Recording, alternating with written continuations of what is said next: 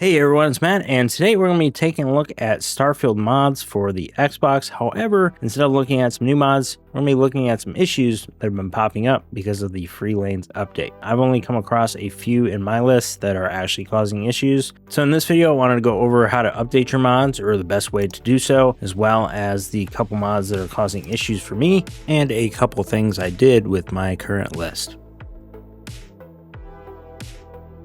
So one of the first things I did when I installed the update was immediately go to Creations and check out my mods. Two mods that I mentioned in that Free Lanes update video that I made were McLaren's Outfitters and Watchtower.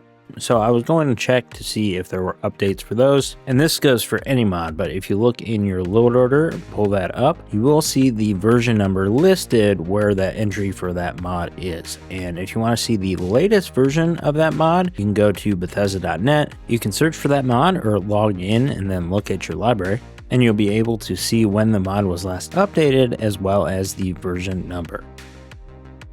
There is an update feature in the Creations menu, and while it's handy, it might actually give you the wrong version. The best way to ensure you get the latest version of the mod is to delete the one you have, back out of the Creations menu, so reload your mods, and then close out of your game, and then load it back up.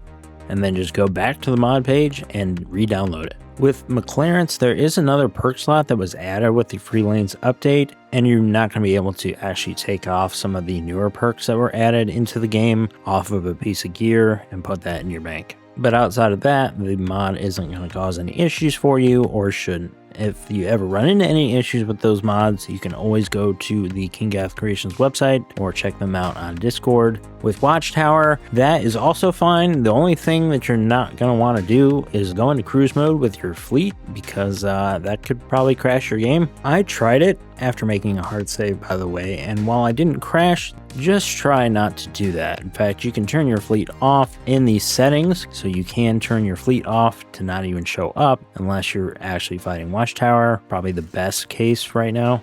The team is actually looking at ways to improve Watchtower, so there might be another update on the horizon.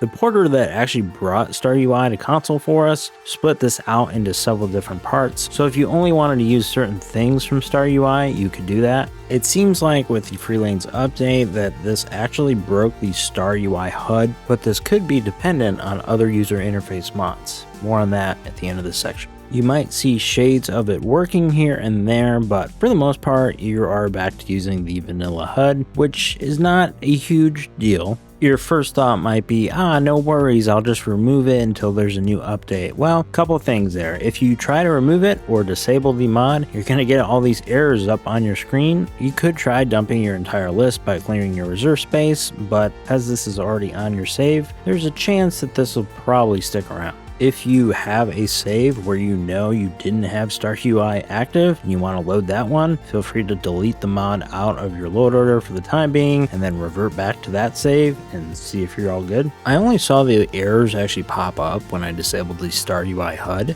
The others seem largely okay, but I would probably just disable those if you do have those in your list as separate mods. I was actually using some of these separate StarUI mods, so I actually was using Praxis UI for my inventory. As I was recording this video, Praxis UI actually got an update to a 2.0 version, so I deleted that mod and then reinstalled it. And after about an hour of using these, StarUI HUD seems to work again. StarUI might eventually still need an update, but if you happen to be using Praxis UI like I was with this, make sure Praxis has the latest update. There was another user interface mod that I was having trouble with. The slightly better map icons that gave those colored icons, super helpful. It worked fine until I got to space, because then I couldn't see any of the names of any of the planets. It did still seem to work fine otherwise though.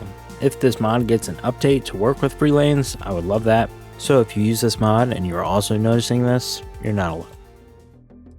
Last thing I noticed, or rather what I did with my load order, is remove any mods that had to deal with POIs, places of interest, or that were changing like rarities of weapons, or that modified the loot pool at all. After all that, I didn't really notice any other issues, so I did remove some things and then replaced others. That will all come in a future load order video that I'll make, and I'll go through all that stuff. That will be a video for another day.